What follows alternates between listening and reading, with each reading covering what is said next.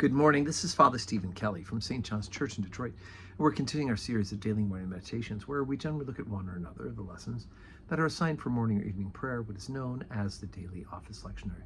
Today for Saturday, we're going to continue to work our way through the story from St. John's Gospel, the 11th chapter.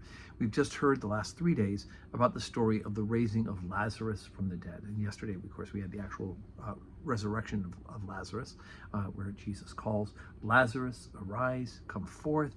And he does so, bound in his grave clothes.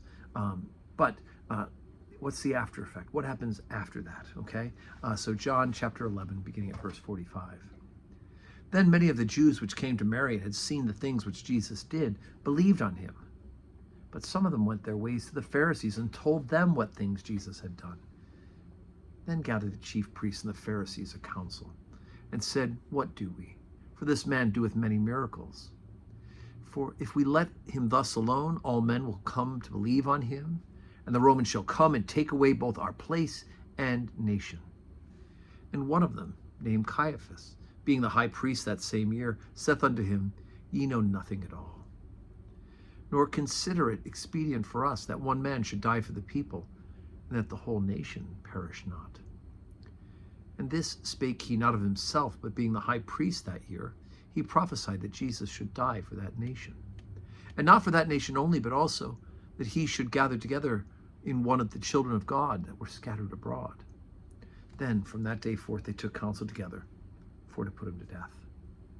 Jesus therefore walked no more openly among the Jews, but went thence into a country in the wilderness, to a place called Ephraim, and there continued with his disciples.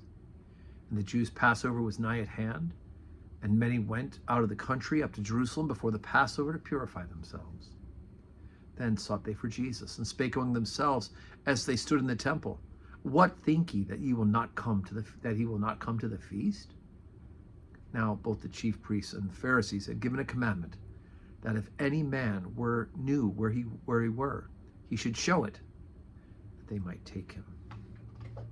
Okay, so they're setting up, obviously, Jesus being taken and tried in order to be executed. But I mean, what always strikes me as amazing about this part of the record is we just have this amazing story. This man, 40 days in the grave, people mourning and weeping, and Jesus commands him to come forth from the tomb, and he's risen from the dead. And all they're concerned about is, I mean, they acknowledge he's performing miracles, but all they're concerned about is their nation. All they're concerned about. They're not, "Oh my gosh, God is dwelling among us. Oh my gosh, the Messiah is here." No, they're just worried about their position and their importance.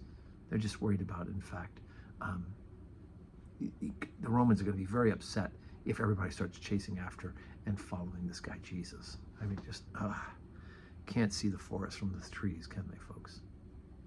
Also, of course, Caiaphas does the prediction, which is absolutely right, when he says that it is, he prophesied that Jesus should die for the nation. It is, in fact, expedient that one man die for the nation, not for that nation, but for all nations. And that one, of course, is Jesus Christ, who died on the cross for our sins.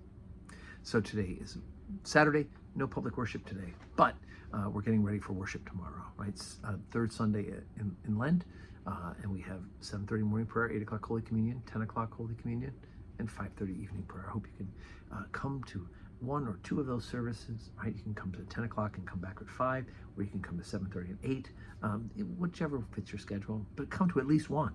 Come and worship with us if you're in the area, and may God grant us a Saturday that is full of blessings.